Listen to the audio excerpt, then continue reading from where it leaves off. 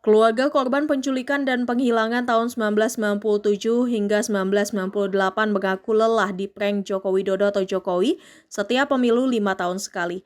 Maka dari itu, keluarga korban tragedi 1998 menawarkan kontrak politik kepada calon presiden mana saja yang berani mengeluarkan keputusan presiden atau Kepres penyelesaian pelanggaran HAM 1998. Sebagai informasi, pada tahun 2009, DPR sudah mengeluarkan 4 rekomendasi kepada presiden. Keempat rekomendasi itu membuat pengadilan HAM menemukan 13 korban penghilangan paksa pada 97 hingga 98, pemulihan dan kompensasi pada korban pelanggaran HAM berat, dan meratifikasi konvensi anti penghilangan paksa. Dikutip dari tribunnews.com pada Kamis 21 Desember, keluarga korban penculikan 1998 pun mengaku akan memberikan dukungan kepada capres yang mau menaikkan kontrak politik tersebut, di mana di masa 100 hari kerja presiden yang terpilih harus mengeluarkan kepres yang dimaksud.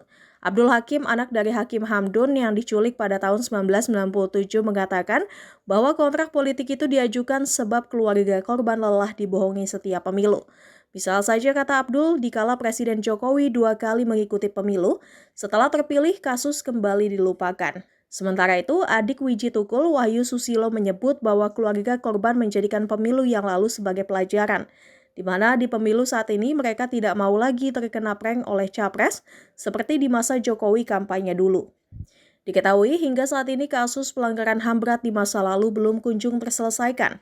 Pemerintahan Presiden Jokowi selama 2 periode juga hanya mampu mengusut kasus tersebut secara non-yudisial, di mana pemerintah mengakui adanya pelanggaran HAM berat masa lalu, salah satunya tragedi 1998, dan Presiden Jokowi meminta maaf atas nama negara.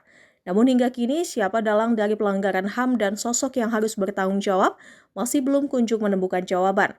Pun belum diketahui di mana keberadaan atau pemakaman orang-orang hilang di masa lalu. Jokowi dulu mencalonkan diri menjadi presiden waktu itu, kami adalah kelompok kami atau keluarga orang kita itu sangat mendukung sekali karena kami berkeyakinan bahwa Pak Jokowi tidak terlibat dalam kasus ini sehingga dia murni dapat akan menyelesaikan itu prinsip kami pada waktu itu dan itu memang dijanjikan pada di nawacitanya bahwa dia akan menyelesaikan kasus pelanggaran HAM itu terutama penculikan. Tetapi dengan berjalannya waktu,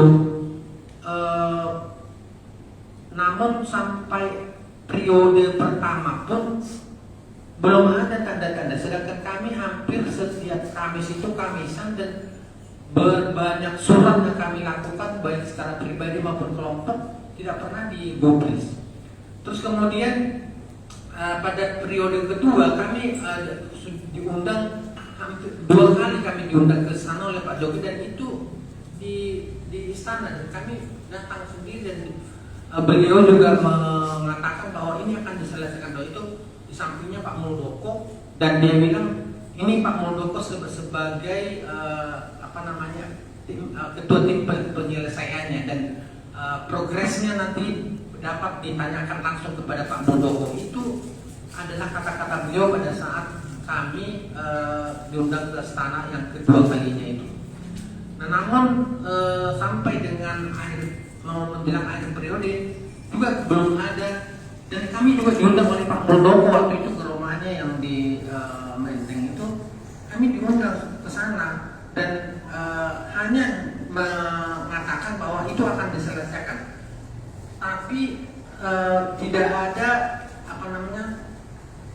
bagaimana cara menyelesaikan itu tidak ada, cuma hanya diselesaikan saja. Tapi kami kan sebagai orang kecil, kami berkeyakinan bahwa itu akan diselesaikan.